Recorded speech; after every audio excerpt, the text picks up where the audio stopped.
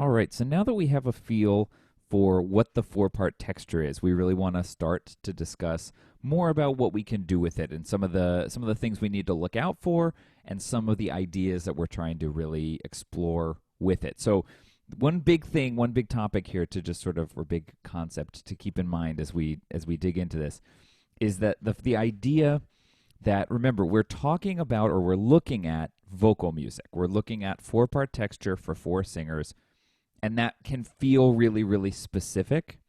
But something to strongly keep in mind is that we're using these four voices as a stand-in for musical roles, musical purposes, musical texture, right? And so when we talk about something coming up here, anything that's, say, okay, this only applies to the soprano and the bass voices, that sounds like it's really talking specifically about two singers, but that could be any melody and bass line, right? When we talk about something that we have to look out for in the inner voices, we're talking about whatever is happening in the inside of the texture, right? The thing that's sort of in there making the heart of the sound. So it's really important to keep that context in mind and realize that we use vocal music because it's so easily can stand in for most other musical textures, right? So that's just something to keep in mind. So let's get into it today and get a feel for what we're looking at. So our first stop here is we want to talk about the various types of motion that we can have really between any two musical lines. And again, that could be two voices, as we're going to be seeing here. It could be two instruments. It could be one person singing, one person playing. It doesn't really matter. It could be one person playing and singing, right? So all these different relationships between the lines. And so we're thinking of the motion between two voices. And really, very simply, we're asking, how do these voices relate to one another as they move? And the thing that's really interesting is that in our context here, when we're talking about a four-part texture, there are actually 6 different relationships that we need to be considering, right? If there's 4 people singing, there are actually 6 different relationships that we can sort of talk about here. And, so that expands to, I'm not going to list them all, but between the soprano and the alto, the soprano and the tenor, the soprano and the bass, and then the alto and the tenor, right? So it's a little bit, what's the word I'm looking for? It just grows and grows. Some word for that, who knows?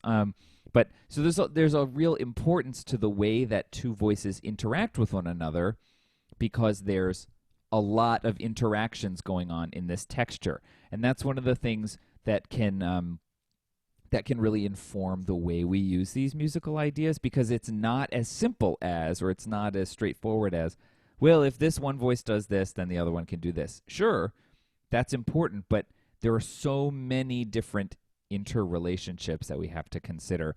And we're going to find that we actually end up with 5 types of motion that are possible, or 5 relationships between two voices. And so let's dig into them here. We're obviously seeing these in a really stripped down way. So let's talk about the first one here. This is probably the most straightforward. This is what we would call static motion, in that we've got these two lines, right? This is the lower part on A and the upper part on C, and neither of those are moving. Now, they're not moving against one another, but it's important to think of them as motion, because if there were other things happening, right? Let's say this was voice, right? Sure, these upper two voices didn't move. They're static. But since we're thinking about the ways that everything can add up to this full texture, it's important to talk about static motion. So that one should be pretty straightforward, though. The next one, you can see that only one of these two voices moves. The lower voice here is still just hanging out on A, but the top one is about done with that, so it wants to move. So this is what we would call oblique motion, in that there is motion, but only one of the voices is moving. All right, let's look at number 3 here. Number 3 is one of the more important of all of these. This is called contrary motion, right? So both of the voices are moving. We can see the upper voice goes from C up to E, and the lower voice goes from A to G, right? So we've got this nice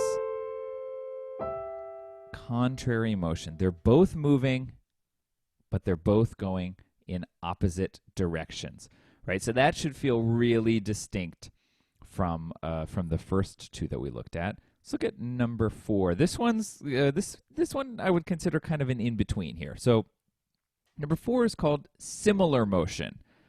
They're both moving in the same direction, right? So the upper voice is going downwards from C to B, and the lower voice is going downwards from A to E, or A to E.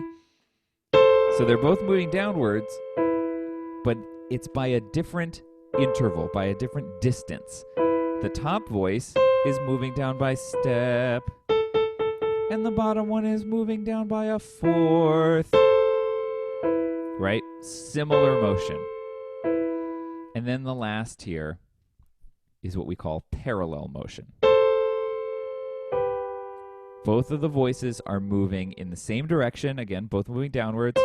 The top one goes from C to B, and the bottom one goes from A to G. So they're moving in the same direction and by the same distance, right? So that's parallel motion. If you think about sort of what we usually use, if somebody says, "Hey, can you sing harmony?" Like, I wrote this song, can you sing a harmony part to it? Generally speaking, what we're talking about there are numbers 4 and 5, particularly 5, parallel motion, right?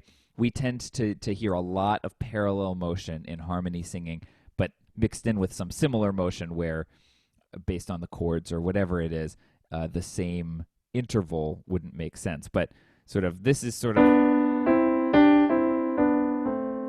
right? That's sort of mostly parallel motion, right? If this was my melody, and somebody said, "I will sing a harmony part," that's parallel motion, right? So we hear a lot of that. It's a really great sound, and depending on the context, that may be the exact sound that you want. But I think you can imagine that only having parallel harmony at your disposal sort of limit the musical expression that you can bring to the table. So that's why having all 5 of these are really critical for us.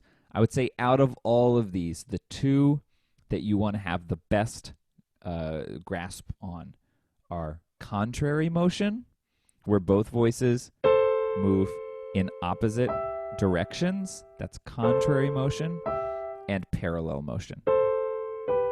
These 2 are probably the most different from one another, which is part of why we like to use them the most, because they offer the biggest contrast with one another. So contrary motion and parallel motion are really, really, really critical.